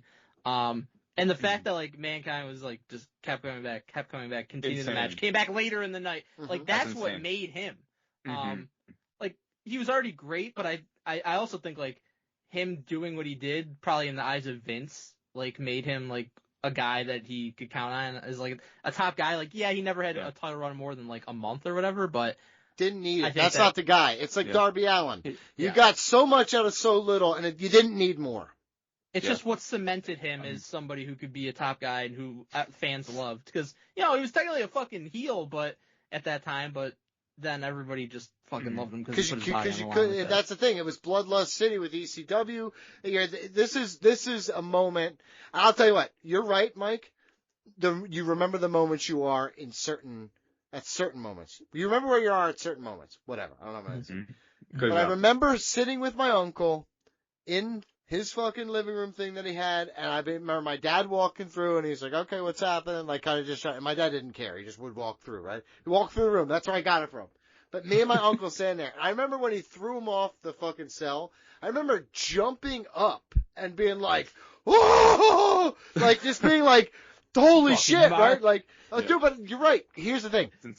We were marks, and it was okay. That's what they were. We were what wrestling was. It was innocent, but like, it was, dude, it was such a cool moment. Honestly, to me, it is the best WWF moment of all time. Because I loved ECW at the time. I was a little mark. My uncle's an ECW fan, right? WCW. I love that shit. This was extreme shit. Look at that. He got thrown off the fucking building. You know also I loved like, Terry Funk in this match, like him getting involved, like trying to help Mick Foley, then he gets fucking choke slammed out of his shoes. Yeah. Dude, insane, bro. Incredible moments. Terry Funk putting people over still forever and always. You know, a lot of people, over the course of time, people like kind of criticize, it's just a fucking spot match. It's not, because there's so much that goes into this. First off, this is only the second Hell in a Cell match.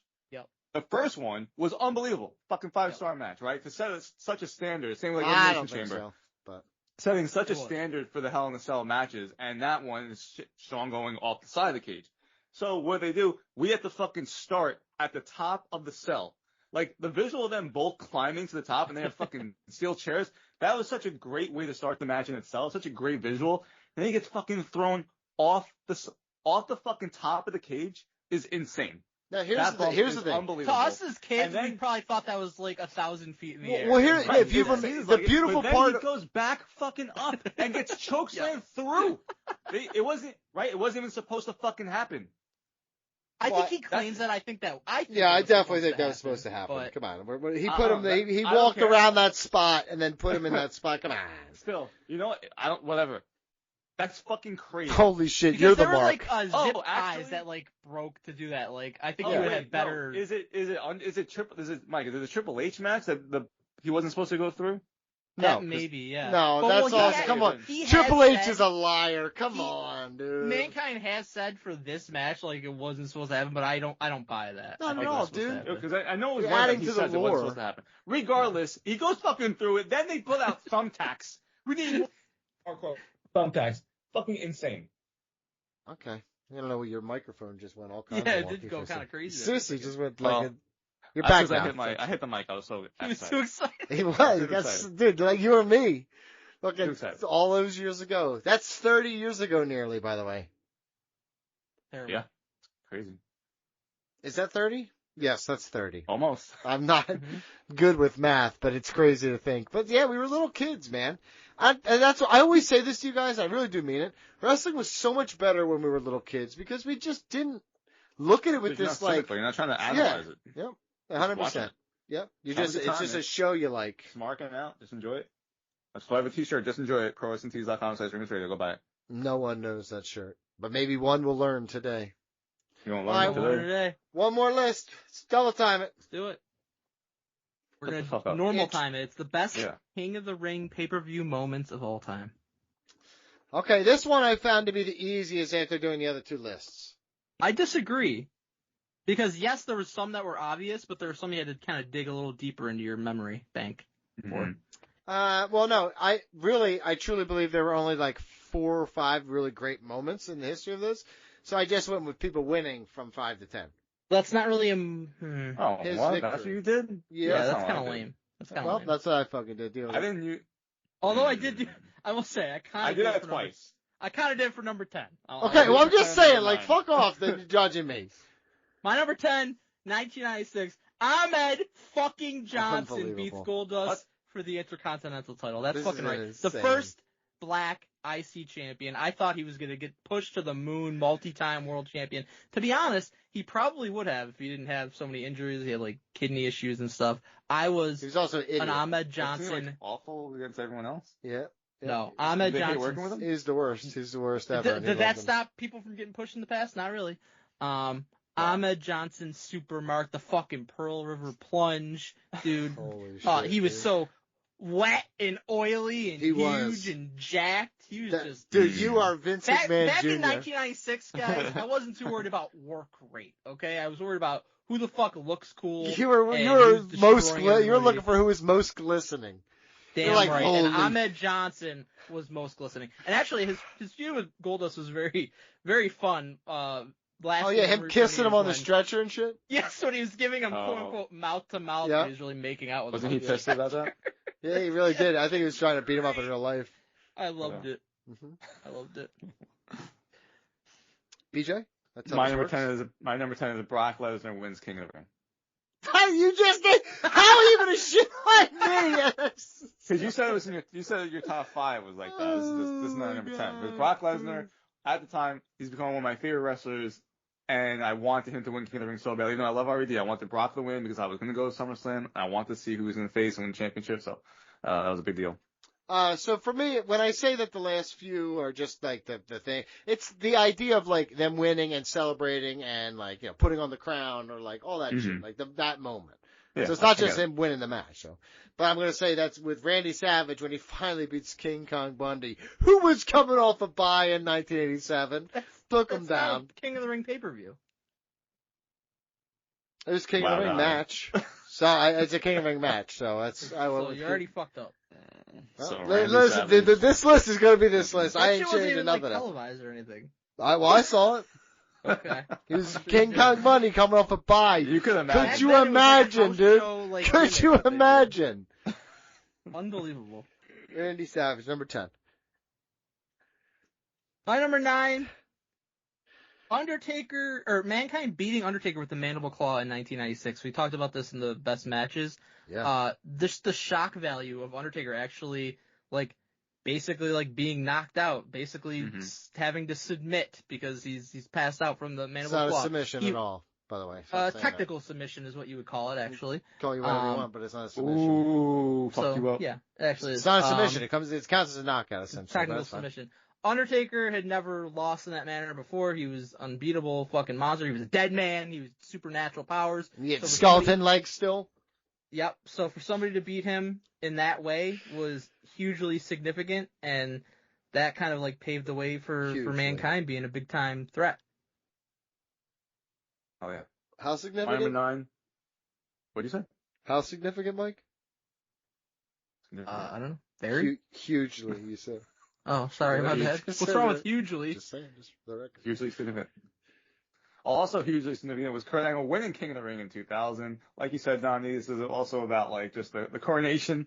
Mhm. And I always enjoyed that with Kurt Angle. He's like just going crazy. It's like he won the Olympics all over again. I just want to I- jump I- out in front of this and just say fuck you both so hard in your dumb shit faces. I said that I had like the last couple like being just winners, and No, both you of said you it was have your done top that, five. and both of you I have only fucking have done one that's. I You've only done have one exactly That's what the I last of fucking mine, said. by the way. This I only dude's have one that's list just sounds winner. like It's mine, Ahmed and I'm Johnson. getting yelled at. It's crazy, But dumb, my dude. moment's more significant. First black intercontinental champion.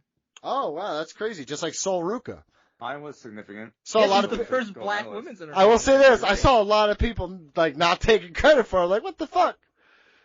Good. Yes, people are fucking dumb. Mm-hmm. Yes, Donnie is dumb. Donnie, number 9? Harley Race defeats the legend that was Pedro Morales. Once again, not a pay-per-view. Incredible Another house moment. show thing that Donnie. did Him not see. being crowned and honestly carrying that crown and that scepter and that. So VG, you know what happened, right? He got X amount of moments, maybe like 7 or 8, like legit ones, and then he like Oh, yeah, couldn't think of ChatGPT. anything else. So he's like, let me look at who won the Kings of the Rings, and he's like, I'm just gonna look at the top of the fucking list. I'm gonna say when that person won, that's one of my Wow. favorite moments. Well, crazy. see, that's kind of ignorance I'm fucking talking about. I didn't make it to Ignorance 7. or I didn't make it to 7. I only got to 6, buddy. Okay. Okay. Come on, bud. my Honestly, you number want me lying. I'm gonna tell you the truth. By number 7 from 1993, when the Japanese photographer, aka Harvey Whippleman, dressed up, shoots a fireball in Hulk Hogan's face, and Yokozuna beats him for the WWF Championship. this was a hilarious moment. This is like Hogan. He's gonna be like taking a break. He ultimately just like goes and does Thunder in Paradise and then goes to WCW not that long after. Yep. So this is his last WWF match for a long time. But even then, even though he's leaving, he can't put him over clean, brother. He's got to get a fucking fireball shot in his face by Harvey Whippleman, and then Yokozuna beats him. But it was actually, looking back, it's kind of fucking hilarious spot. But Okay, when you watch it back, the execution is not perfect, but it's good enough. it's good enough, and it's a fun. Can I tell you something? Big mark for fireball. Yeah, I agree with that. Salt in That's a the good eyes, comment. always big mark for salt in the Mhm. eyes. Always big mark for chalk in the eyes, like something being thrown in the eyes, and also big mark for the fireball spot. They can be fucked up pretty easy though, so you gotta be careful. That is true. Gotta be careful. My number 8, right? Kurt Angle, the Olympic Slam to Shane McMahon at the top of the rope, 2001. Okay. I like that moment. Good Go on. pivot. Good pivot. Privet? Good pivot. That's that? my second blunt. I Privet. might be dying. Mine is Owen Hart beating Razor Ramon and becoming King of Hearts. At least that was on the fucking pay-per-view. Yep. Well, listen. Some of these might be, some of these might not be. I'm not sure. Oh, 2 have not been. So. Actually, I guarantee the next one is not on a King of the Ring pay-per-view. My bad. Did it happen before 1993? No. Okay, then it I'll might be. explain. Well, I'm scared. Woo! My number 7. Teaser. My number 7, 1998. It's during the Stone Cold and Kane First Blood match. It's the combination of Mankind fucking showing up when you think he's at the hospital probably because of what happened earlier in the night, and then Undertaker also showing up and hitting Stone Cold accidentally with the chair to bust him open, leading to Kane's victory. That whole sequence was fucking wild. That's Attitude Era to a T. Mhm. That's some You Hulk love Hogan. it. That's some Hulk Hogan Those booking are for the top Stone 4 Cold stars there, right buddy. there. That's fine. It That's worked. what though. Hulk It worked. Hogan. It No. worked because you liked them. Yeah. That's all. I just want that said on the record. Looking back at Stone Everybody Cold, liked him. let me tell you, I get It it. worked for but everybody. if you look back at Stone Cold's booking, it's not hard to be PG, like, did wow, that this work dude for is you? something else. Works for me. Works for me, brother. That works for me, brother. Except for when it That didn't work does for him, work brother. for me, brother. Who is it, BJ? My number 7 is the Undertaker choke slamming Shane McMahon through the announce table in 2000. It's that classic McMahon Classic spot. Helmsley. Yep. Yeah. Didn't make my fucking list for a good reason, dude. Holy shit. My number 7, you looking for? Yep. Mhm. Mike, you had to go back to the good year of our Lord, 2006, to watch Bobby Lashley fall at the hands of Booker T, creating the moment of his coronation, which was incredible. Did that happen on a pay-per-view? Probably not, right? It happened at Judgment Day. I'm sorry about that. Okay. That's my, Great. I knew right away because It's so funny because I'm like, why don't I have something about King Booker? I was Judgment like, Day. yeah. Donnie That's also why. doesn't like King Booker, as we established. number That is 7 true. on both lists. Well, no, wasn't he like your number 9? Was it my number 9? I don't It know. was number 9. It was my number 9. Yeah. Yikes. What's your number 9, you Not fucking my 9. asshole? Might be number 6. Got them all the way up to My 7 number on 6, this list. 1998 King of the Ring final. The moment Shamrock makes The Rock tap out to become King of the Ring, the just massive reaction from the crowd. Like Shamrock's reaction too, like that shocked kind of look on his face. He's just like fucking roiding out, like celebrating as he did. That's not derogatory. That's a compliment. Oh, well, listen, that's one thing about Ring Rust Radio. We've always advocated for steroid use in sports. If responsibly, sure, absolutely. Well, for baseball. No, all Yeah. sports. If I could get that quad god with like legs that are like jacked as shit, that dude's getting like 8 of them fucking spins every sport, dude. I want He's a fucking quad ping god. pong. I want those little Asian ladies to fucking just with like one jacked right arm, just like ba ba ba ba ba ba ba ba speed bagging that shit. Do you think he's called the Quad God because of his legs? No, I'm saying It's that because his he does four the quad spins. jump. Listen, no, his Are you four talking about spins Maladin, the figure make skater? yeah The figure make Yeah, that's who he's talking about. That's what I'm saying. I'm talking about making because him of the jump, the quad. Yeah, I know, but I get forgot. But I'm saying if you got his quads bigger because he's a quad, make him the quad okay. god. I He'd be see, I doing like see. 8 spins and shit, dude. I thought that's what you Yo, thought he was you called. fucking He'd be the Octo God. You gotta get up pretty early in the morning to get these jokes. You gotta keep up, brother. Can't be explaining them all. No, it says that you're such an idiot. I just think you're dumb. I think that's the Yeah. problem. That's You've already it. had three things that did not occur on the King of the Ring pay-per-view. I will say this: there might be more. There might be more. BG, you're number 6. There's probably more. My number 6, similar to you, mine is Kane winning the WWF Championship in 1998. What a moment. It was very shocking. I couldn't believe It was What was it shocking. very again? sad. What was it? That was Kane number winning. 6, so it's your number 6. What was your number 6? I didn't hear it. Kane winning the championship in 1998. Did not make my list. Yeah, we know. It happened at a pay-per-view. We know. So you're gonna here's the deal. I actually forgot that this happened. I don't know have- at a how. pay-per-view? Kurt Angle tapping out Hulk Hogan in 2002. Yeah. Oh, yeah. That was great. I happen. swear to God, I forgot this happened. Oh, yeah, I remember. And I went back and watched it. I was like, Was that how was is he that still- not? How is that not a bigger deal? Was he still wearing the headpiece at this time? Angle? I don't remember. Yeah, because he had this head-shaped ball, and then Yeah. he had the headpiece, I like loved the when he wore Olympic that gear with hair. thing. Yeah. He did it in TNA as well. That shit was hilarious. Okay, number He 5. was still wearing it. This. Oh, but it came off when he made Hogan tap out. Yeah, so that's what I was saying. Okay. I don't remember him having it on, Yeah. but that's fine. That was great. My number 5 is from 2001. It's Kurt Angle successfully suplexing Shane through the glass pay-per-view set after several unsuccessful attempts. I got it higher. I have it a little bit higher. I got it higher too. Just insane that Shane was Yeah. taking those kind of bumps. Landing like, on that his head had and to his hurt back and his on neck his and fucking shit. head. Can I say, dude. I'm not, Yeah, oh you know my me, God. I hate to put myself over, but God. as someone who gets dropped on their head and their back and shit sometimes, this looks insane. Those are mats, and Oh, we're like being dude. careful, and This he's is on the it's concrete. metal. It was, but it looked like no, I thought it was on the stage. It looked like metal grates. Yeah. Not good, man. It's not good for the No. lumbar. This was brutal. It's higher on my list though, so idiot have it at 5. A little bit higher on my list. I mean, I got 4 real good ones, so I'm So, well, comfortable. not you, having it at 5. dumb idiot. Mm. BJ? My number 5 is Booker T attacking Stone Cold in 2001. Really A little jumps bit higher. Did really not make jumps my on list. the invasion. That didn't make your list? No, Dude, Booker T made it man. Why already. do you Booker hate T already made it, dude. Easy, dude. We know why. We know why he hates Well, him. Booker T made your list. It wasn't on the pay-per-view here. Yeah, it was at Judgment Day. Yeah, well, Booker T attacking 2006. Stone Cold. It Which came out Judgment of nowhere. was Judgment was spelled Judgment Day. Like the Um, stable. They spelled it the yeah. same here. That's Scandalous. how you spell Yo. judgment. Gotta throw an E in there, dude. I demand it. That's No, not how you Booker- spell judgment. You didn't expect Booker T to come out here. It was fucking awesome. And him going up against Stone Cold.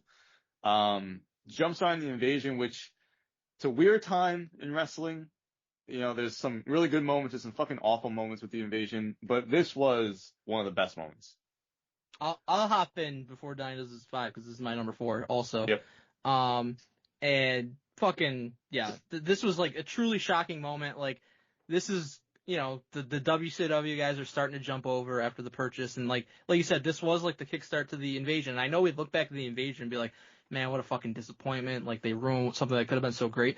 At this time though, we didn't know that yet. Yeah. We still thought 100% this was agree. going to be Absolutely. one of the coolest fucking things ever. And Booker T showing up, WCW champion, and attacking the WWF champion, Stone Cold, Mhm. was like absolutely fucking like blew your mind at that time. Can I It really tell you did. something? It was so cool. I was talking to my dad's one of my dad's best friends who he fucking always loved wrestling, and I was talking about this period of time, and he said everybody during the invasion, everyone was talking about was Sting gonna go?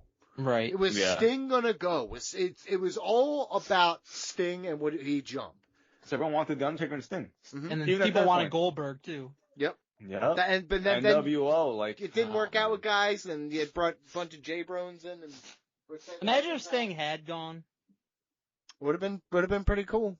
Well, he was a And hypocrite. they had him, and they could have done Yeah. a match, and so they did Triple H. What you wanted. What you wanted. And then you put him You against Seth advocated for Rollins. it. You pounded the table and pounded Yep. your cock. Vince for was it. listening That's to how Ring bad Wrestling you Radio. wanted He was listening to Ring Wrestling. Why He was that like, day, oh, well, sir? Donnie Why doesn't this want day, sir? My number 5? You're number 5. Yeah, you're number 5. Xavier Woods winning King of the Ring 2021. The You didn't moment, even have him as your top 10 King of the Ring. of all time. because again, that build to it sucked, and the build coming out of it sucked. PG, but get all again- over this guy. But was again, that even out of King of the Ring pay-per-view? But again, I No, don't it know. wasn't. It Fucking was tournament. legit don't even know. But that moment, I just wrote King of the Ring moments. So just moments that involve King of the Ring. Well, And listen, we did know, because we do love him, that this meant a lot to him. So him winning, it was such a more emotional, and it's had nothing to do with WWE's build.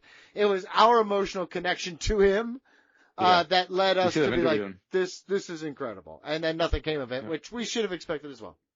Well, we always expect that. I said my 4, so BG.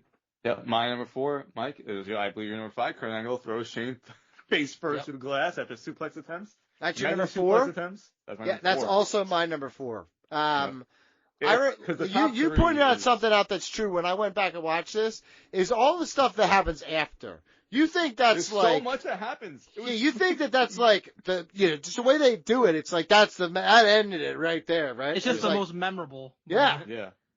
But no, the match And- itself was really good too. Like That's it was amazing. fun. Again, That's like it wasn't midway just that through spot the that made me match. respect Shane McMahon. This was a good match. Yeah. Oh, yeah. And that's like midway through the match that this is happening. Mhm. It's crazy. Mike's number 3. Story. Was that was your number 4, Donnie? Close the door. Yeah, he said it.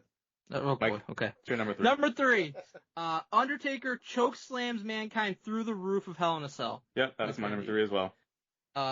So many fucking memorable moments. Well, that's in your this number match. 3? That's my Yep. number 3. That's It's also my number mine. 3 too. It's also mine. Okay. There we go. Okay. Uh-oh. Uh, I think I wonder what's going to happen here with number 1, number 2. Can I say this real quick? You don't have my number 2. It's not. 1 and 2 is like very close. It's but, very difficult yeah. to choose They're- one, to be honest. They're very different. But number 3, I think, Mhm. was a pretty clear choice. Yeah. I would argue this. It's not the most iconic moment from that match and the most memorable, but I think it was the more impressive spot maybe from Mick Foley's perspective because, yeah, like, it's crazy that they, like, jumped off the top, but he was able to kind of, like, maneuver his body, like, to kind of flip and hit the table, whereas with the chokeslam, like, he's getting chokeslammed on his back. Like, there's not much you can do. Like, you're at the mercy of fucking gravity at that point. Cause Oh, you're being wait, put so you're through. different these spots? Those are Yes. 2 completely Those are different 2 spots. different in one. spots. Oh, I have him throwing him off. My number 3 is throwing him off the cell. Oh, you've completely fucked up your list. Yeah, that's my number that's 3. stupid. That's my number Your 3. list sucks absolute Yeah. ass. You lost. That's not yeah. true. It's my number 3. And Guys, on I'm top of him going through, the fucking chair comes out and hits him in the face Yeah. too. Oh my god, which dude. is insane. He's got the fucking nice. tooth out of his nose. Like, Yeah. that's Holy one of the most shit, dude. iconic shots in wrestling history. Mhm. Insane that this is only number 2 out of that match. Yeah, it's but in number 3 on my list too. That's crazy. That's That's you have nothing to great. do with this, BG. I agree with what you said, Mike. Undertaker chokeslam Mankind through Hell in a Cell is the number 3 best moment in pay-per-view history. Mhm. I'm very torn between 1 and 2, if I'm being honest with you. If you could ask me a different day, it might be something different between those 2 spots, or those 2 moments. But there are only 2 moments that could be in 1 and 2. That's not Yeah. true. I It's got I'm got very one. curious to see Yeah. what happens here. Yeah. Don, So what number do am you I want on? me to do my number 2? I My guess? number. No, let me finish. My number 3 is Undertaker throwing Mankind off of Hell in a Cell in 1998. But that's a different moment from what we just said. Yep. Right. And- He doesn't have the chokeslam on his list. Chokeslam didn't make stupid. my list. Chokeslam didn't Right, make that my is list. very stupid. Right, we know. I'll say that. You know what? Listen, man. You know what? What? What? Did you fuck up? I think I could probably put Randy Savage to 11 and slide that chokeslam into 10 That's for not you your guys. list, though. Your list, For you your guys. list is what your list is. I'm good. Then guess what? The chokeslam didn't make my list, Mike. Okay. My number 2, and as BG and I have properly discussed, there's only 2 possible moments. Yep. I went back and forth on this. Mm-hmm. I'm going with the Austin 316 promo. Oh. 1996 is my number 2, and here's why. Wow. Here's why. Got it. Okay. Mm-hmm. Higher. Yeah. Me too. Here's why I go with that as number 2. Yes, it helped launch the career of one of the biggest stars ever. There's no question about it. It probably is the most iconic promo of all time. But I'll say this. I saw so many great fucking promos in my life before this and after this. Yes, this is probably the best one. But I had never seen anything like what happened with The Undertaker and Mankind. Him throwing him off the top of the cell. That's why, You weren't watching spoiler, the ECW. that's my arena number stuff. 1, and Austin's promo is my number 2. Wow. But it's splitting hairs. Yeah. Well, I guess since we're just blowing loads, Austin. Hold on. You go next. No, Go to me. okay.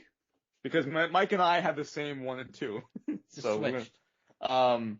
yes. My number 2 is Undertaker throwing Mankind off Hell in a Cell. My number 1 is the Austin 316 promo. Like you said, Mike, splitting hairs. Because the spot itself in the Mankind match is unbelievable. You keep seeing that replay through time. But Austin 316, like I said, spawned arguably the biggest star, not arguably, the biggest star of the era. It spawned the 316 moniker. It's Austin 316, one of the biggest fucking t-shirts. And I just still have propelled, one. Right, propelled WWF in general to such heights. Austin was the biggest star that pushed them over WCW. He was Just fucking Goldberg level, dude. buried the fuck out of WCW because they were so fucking bad. Austin did that, and it started with this promo. I will also So- say, though, that so, Mike, the killing Foley WCW taking that spot put him in the position where him winning the title actually did bury WCW because they ended up beating them in the ratings, too. So it's like Yeah. both true. Yeah, Stupid. that night killed WCW Yep, sure did. both times. Yep. Took 5 years. So shut the fuck up, dude. What's your dumbass number 2, Don? My number 1 is Steve Austin delivering the Austin 316 Yeah. promo as well. Mm-hmm. What's your number 2? Incredible promo. I love it. I love that moment. The Jake the Snake being Is like your the number old 2 a guard. thing that didn't happen on the King of the Ring pay-per-view? Guys, for my number 2 though, the most anticipated number 2 since you took a morning shit. Bret Hart winning 3 matches in a single night, 1993. Everybody give up Bret Hart. 3 incredible matches. Everything else is a moment. This man created multiple moments and also his coronation. Goddamn. Just so I'm clear though, you have this higher than Undertaker throwing Mankind off Hell in a Cell? Yep, more impressive That's one of the to me. dumbest fucking That's things. More impressive to me. I That's didn't more see impressive to you? Undertaker. Having 3 matches I didn't is see more impressive? Undertaker or fucking Mankind working Bam Bam Bigelow, Mr. Perfect, and Razor Ramon in one fucking night and having fucking 5-star Mankind got classes with thrown off the each. cell, chokeslammed through the cell, and Cool. then came Glorified back later in the night to do a stuntman. run-in. Glorified stuntman, dude. This is one of the dumbest things I've ever heard. Number 2. That's Guys, insane. I felt like we've had a successful talk about our top No, 10s. we Yeah, successful, we that's didn't. how- 2 of us. That's how I- When people yammer and they say we need these top 10s, you think this is what they're talking about? Do they Maybe say from that? you, They I do think say they that. expect it. People Nope. come up to me in the fucking grocery store and they're like, what's the next top 10 list? That didn't happen. I know, it's surprising it didn't happen. I think it happened. There was just a homeless person who's asking me for money. I talked to him while he was shitting for like 10 minutes, dude. With the door open. So BJ, tell everybody how they can vote for me. Patreon.com/RingRustRadio. Go there and vote for each of our top 10 lists. Who has the best list? Leave a comment. Obviously me. That's obvious. Definitely not. All right. Did we do good? You Yeah. didn't. Was this good? Yeah. We did great. I dedicate this to the throwbacks. Like Cena shirt in 06, ECW, one night stand, I won't hold back. Like Taker and Batista battle in the backlash, 07 to one man stand. We'll bring it back to the days of Lord Alfred Hayes. Hall and Nash invade, Hollywood drops the leg. They say the days of old are the best though. That's why we bring to you Ring Rust Retro. Let's go. Hey guys, time for another edition of Ring Rust Retro. This time we're watching Max Keeble's Big Move. A full movie fucking of shit, dude. I don't even know. It was actually better than I thought it was going to be. It was better than I thought it was gonna be. I don't want It to was shoot. not bad for like a Disney Yeah. kids movie of the time. Like I was like expecting to come in here and be fucking furious, like I was with dumb shit Sacramento. This is way better than this Sacramento. is not way even the better. fucking zip Sacramento. code. Yeah. I mean, spoiler, I wrote here at the end, I think if I saw this when I was a kid, I would enjoy this overall, but it's not as good as the movies we grew up with. But No. I think it's a fun movie overall. I do think, I think if I saw this in 2001 even, at my age then, I probably would have liked it. 2001. I mean, I've never heard of this movie before we had to do this retro. I heard of it. You did? I think I just heard of it from at the time, but I never saw it. No, I don't remember this. All right. Well, how does someone make us watch a retro, BJ? Patreon.com/ringrustradio and donate to our retro tier, then email us at ringrustradio@yahoo.com. Anything with a wrestler involved, we'll cover it. Donnie, who gave us this retro? You are such a piece of shit. You really are. I lost his name. Book That's club insane. guy. I lost the name because I got it mixed up in the thing. So fucking, you had to put Wow. me on the spot. What was he just Earthbound signed Books, up on man. Patreon. I'll find the Earthbound name. Books. But let's get Earthbound Books. I hope that's this poor company or something that's going to be suing us now. Go ahead. Go start off. I'm going to find it. I'm working at it. Damn it. Tony Hawk is in this movie. Icon. He is. Dude, Tony Hawk just turned 58 years old today. Did you know that? That's crazy. He's 58. Today? Yes, I'm pretty Really? sure. Yep. What's Oh, up, Yeah, bro? it is today. I actually Wow. have a little like desk calendar Oh. that's like sports stuff Holy and shit. it's list birthdays. Yogi Berra, Tony Hawk, and Jim Furyk. You look like an There you go. idiot. Jim Oh, that's a Furyk good and day. Tony Hawk. Two of my Dude, childhood. Tony Hawk, man. I love Tony Hawk so much. Who One of doesn't? the greatest You video gotta be a games of all fucking time. loser if you don't. That's a good point. Donnie? Tony Hawk video games Fine. are super fun. He's very fun. Yes. Okay, good. Max Keeble's big moves from 2001. Just want to say, Max Keeble, he's played by the kid who ruined the Home Alone franchise. He fucking shit. I like that movie. He bent over, took a massive steaming shit on the foundation I and like Home legacy Alone that too. Macaulay Culkin left of Home Alone. I remember. I did not realize that was him. I was like, this kid's familiar, and I looked it up. I was like, holy shit. I remember going to see that Home Alone as a kid, and like I don't even know like if I realized like it was gonna be him and like no Macaulay Culkin, but I think I was like excited because I fucking loved the first two Home Alones. Yeah. And I saw it was just pure fucking disappointment. Got seeing it. That movie. Got it. Caleb Hale. There you Caleb go. Well, Hale. thank you very much. Thank Sorry, you, Donnie's a Caleb. piece of shit. Yeah. I moved the email to our business email thing, so Yeah, and I yeah, I'm lost sure you it. did. Yeah, I did. Yeah. Jamie Kennedy is in this movie as a seemingly pedophilic ice cream Yeah, man. what the fuck Yeah, is seriously up with this problematic. character? There are some. I think that looking back now, there's a lot of pedophiles and kids things, and instead of stopping them, people laughed at them. He I was never a chases Jamie Max Kennedy Keeble guy. around. Max Keeble's a paper boy. Mhm. He also splooges Tony Hawk with ice cream. He does. Who wouldn't want to though? Good point. Mm-hmm. Max owns the ice cream man, and then he's gonna make out with this older blonde girl. But he's awoken from his dream. None of this really happened. He's awoken by his Goldberg alarm clock, and that's why we had to watch this movie. What an awful alarm clock. First off, that's a great alarm clock, dude. Terrible. Donnie would have been waking up with morning wood every morning. Brother, I'd wake up and I'd smash the little head on the fucking wall. You know what I mean? Like, bang! I have the little blood coming out of her today, huh? Little shit the piss day and that- blood. You know what I mean? Just a little bit. The day Max wakes up, it's his first day of junior high. When you guys went past elementary school, did you call it junior high? Did you call it middle school? Middle school. We just went to high school. Oh, Because really? it had 7th through 12th all in one school. So we just called it high school. Wow. That's what it's called. That's what the school's called. High school. No, ours was. That's just it. First This through. is called high school. That's all it Oh, was, motherfucker. PS 118, you bitch. No. Uh, no, I grew up in Long Island. We called it middle school. I was 5th No. through 8th was middle school. No, see, I'm the. We were kindergarten through 6th and then 7th through 12th.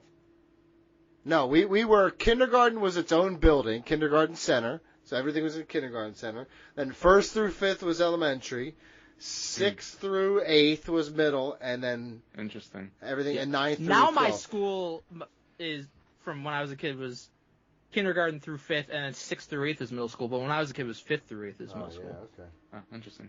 But yeah, we call it middle school. But this is his first day of junior high. I just remember seeing that in like movies and shows as a kid, and you're like, well, It no, feels called very junior high. 70s. Yeah, right. His friend is Josh from Drake and Josh, the Nickelodeon show. Oh, I didn't watch that. I didn't watch it, but I had a brother and sister of the time, so they would watch it. I walked through the room. You know how it is. I do, sir. I do. He wears a bathrobe to school. Gonna get his Yeah, ass this kid's beat fucking probably. weird, man. Yeah. Like I said, a little bit. I always stand on this. I mean this about my heart. A little bit of bullying, probably for the best. Hey, dummy, don't lick that fucking window. Guess what? That kid ain't licking the window anymore. The principal secretary is an Asian lady. Pretty sure she was in Seinfeld before BG as Yes. like Frank Costanza's love interest, right? Yep. Her name in this, Mrs. Rangoon. That is fucking insane name to give an Asian lady. I enjoy it, dude. I really do. Also, Mrs. Rangoon. the is insane. principal is the villain in every early Yeah, Larry Miller. 90s thing I've ever seen in my Yes. life. Reese from Malcolm in the Middle has a bit part in this movie. Yeah, it was interesting. I figured he'd be like a bigger Yeah, I didn't. star at the time. I did Right. not watch that show. I'm sorry. I didn't watch it either. I watch it sometimes. I think I was drawn in by the fucking opening because I had Bret Hart and Chris Benoit having a match for some reason. Oh, that is You right. recall that? dude. I remember that. Interesting. So why haven't we done that? Known murderer. We should. I mean, they would all be eligible because of the opening. Lil Romeo is in Max's class for some reason. BG, what was your feeling? On, well, check the pulse on Lil Romeo at the time. I wasn't a little Romeo person, So but I full did. of it, dude. You're so It's full not, of but it. I grew up with Master P. Oh, okay. I'm sure you did. You're my age, and I did not. The had hot different lady takes on science teacher is being highly inappropriate. She's Dude, looking seductively at the Seriously. kids and talking about pheromones. Yep. so odd. Yeah. Fucking Josh with the robe is getting a hard on just looking at Yeah. her. I had a kid named Max in middle school who got caught jerking off in his sweatpants in the back of the room. Yeah, Wow, man. That's true. That's And 100% by true. Josh, you mean Donaldwood. No, his name's Max. Oh, And yeah, I think by he, Max. I think he ended up. Max Keeble? I think he killed himself. I got to whisper that. Because of the jerk in it. No, because I think he was a lunatic. Oh. Was he The jerking school, it? the school bully Troy throws Max into a mud puddle and covers him in sawdust. Dude, Um, Not what the nice. fuck? This shit was fucked That's a up. modern day tar and feather if I've ever seen it. That's a white trash tar and feather right there. Max is supposed to be in an assembly at this point. He walks in late. He's looking all fucked up. Girl he wants to bang is laughing at him. Mhm. Principal yells at him. And by the way, this assembly was about how they're going to build a football stadium for them to... And they also brought in 3, 30-year-old dudes that they said were exchange students from Europe, and they were going to be on the team. Very Yeah. strange story. Well, I mean, it comes full circle at the end with all the It corruption. does. Yes. Max joins band so he can gawk at his imaginary girlfriend. Yep. We learn her name is Jenna. Listen, man. She looks Listen. about 7 years older than him, by the way. Well, I mean, there's the timelines are all off here. Yeah. But I will say this, when you're at that age, dude, you're a hormone fucking factory. We get a holy shit mark out moment here because the band teacher, it's Mr. Belding from Saved Dude, by the Bell. so hyped. He should have had a huge fucking role in this movie. This is like the I only time agree. we What see the him. hell? Did you ever see the Long Always time Sun? to see Did you ever see the Always Sunny he was in? No, was it good? I don't He think was so. the old gym teacher accused of molesting them. Oh, okay. he played that role? Yeah, I know of that storyline. Yep, and that's when Mac goes to him with short shorts on, and he keeps trying to get him to molest him. He's like, "We stop." He's like, "I didn't molest anybody." He's like, "They're lying," and he's like, That's "Oh, incredible. thank God! I was wondering why you didn't molest me." Before we get to Mr. Belding, the principal, Larry Miller, he goes, "I'm going to encourage you," which I thought was a pretty good line, of all things. Within minutes, Max learns that the animal shelter he volunteers at is getting shut down, and that his parents are moving him to Chicago on Friday. That's some bombshells here. Yo, dude, well, hold on. It feels like he got punched in the face like 4 or 5 times here in a row. I feel life is pretty unfair to this kid right now. Shit is fucking pouring out there. Jamie Kennedy, we find out, the ice cream man, he hates Max because Max's mom reported him to the health department for having a cockroach in his snow cone. So that's why he's trying to Got it. Kill and or molest Max Keeble. Maybe both.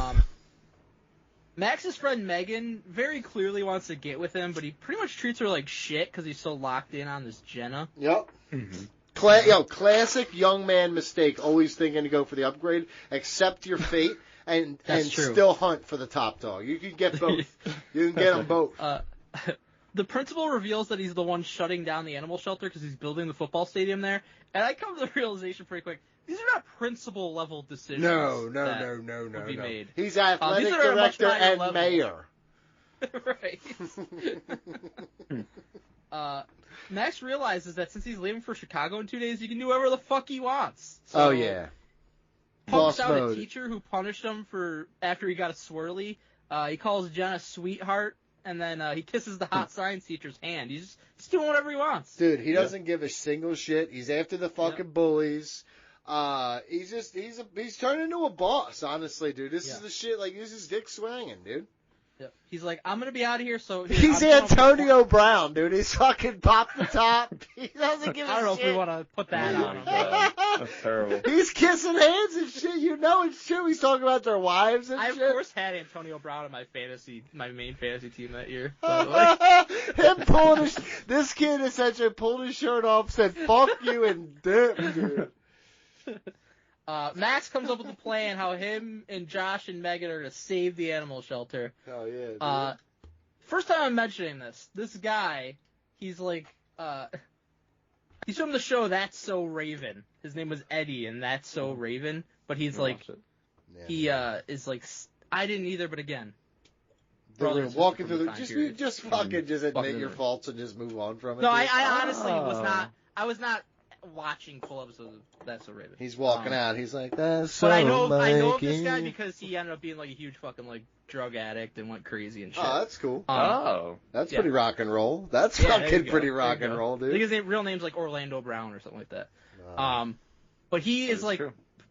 teaming up with fucking Troy the bully, basically stealing money from the kids. Mm-hmm. So yeah, mention him here.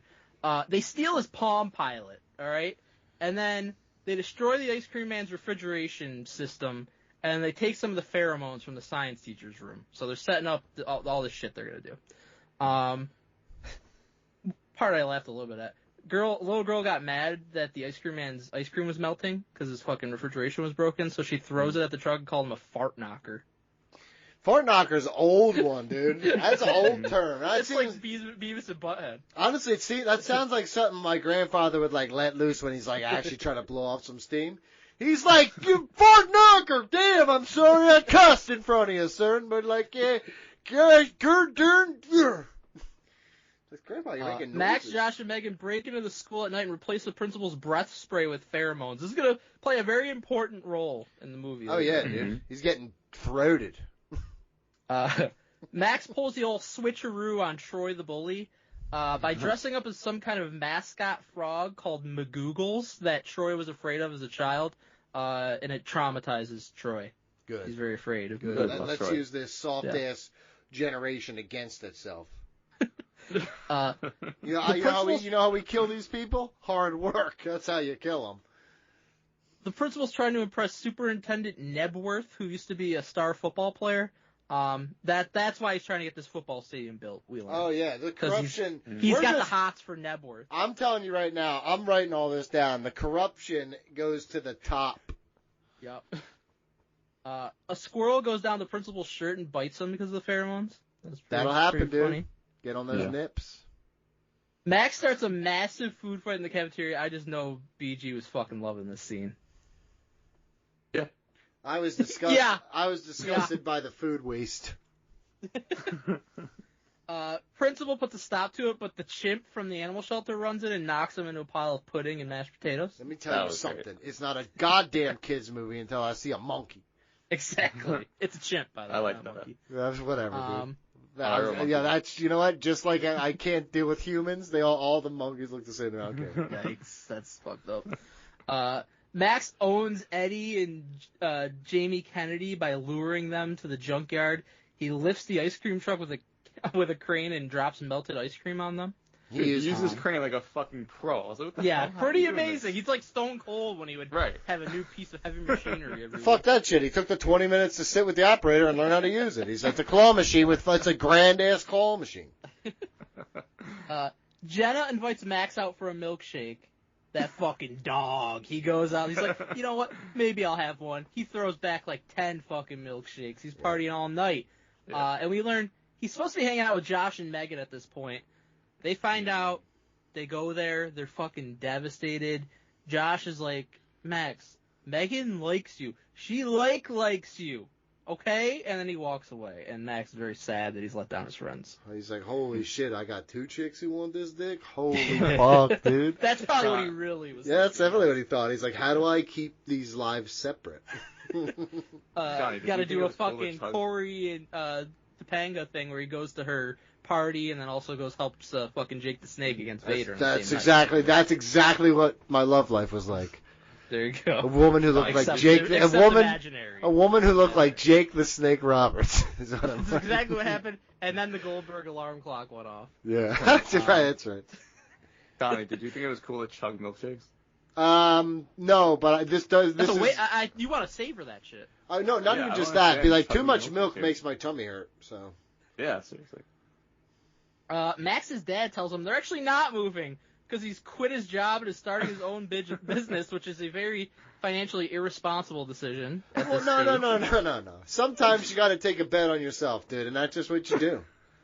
I'm for the dad doing this. I will say this: I was a little concerned. Love a self startup, but a little concerned when he started talking about it being a true crime podcast. I was like, a little early, pal. Max crashes out because now he knows he's going to have to face consequences for his actions because he's actually not moving. Yep. Max's friends and the rest of the school, they're facing the consequences of his actions too. And Jenna, she says she never really liked him. Like, what the fuck? What are you talking about? Yes, you did. Yep. Why are you lying? Yeah, she's fronting. Bitches always be fronting when they confront him. Yeah.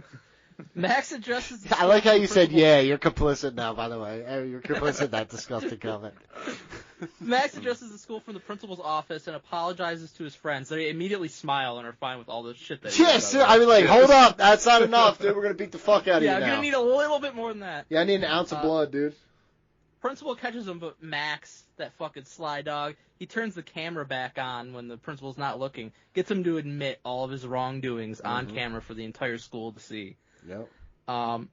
The principal, he's pissed off. He locks Max in the janitor's closet while he tries to have the animal shelter bulldozed. But then Max escapes and the janitor locks the principal inside. We find out this door does not hold anybody because he breaks out very quickly as well.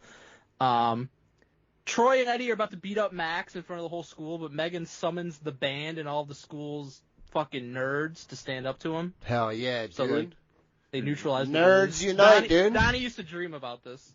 I was never in the actual band, but I did do the strings. Orchestra. Sure. I couldn't think of the word for it. It was orchestra. The strings. I believe that you did. I did violin for 4 years. First time I ever mentioned it in 15 years. I did recorder, violin. Mhm. I believe Mike, you did recorder. Mike, look at me. In 4th grade, I played the trombone.